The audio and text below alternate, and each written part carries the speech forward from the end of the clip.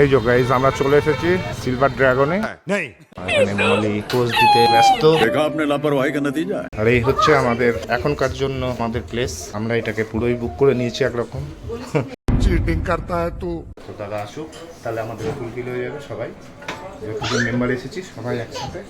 তো চলো এখন আমাদের অর্ডার দেওয়ার জন্য মেনু দেবশ্রীকে দায়িত্ব দেওয়া হয়েছে। দেবশ্রী দেখছে কি কি অর্ডার দেওয়া যায়। আর এখানে দেখো ভাবি আর গিনি ভীষণ খুশি। মাদার্স ডে স্পেশাল গিফট এখান থেকে দিল কেক।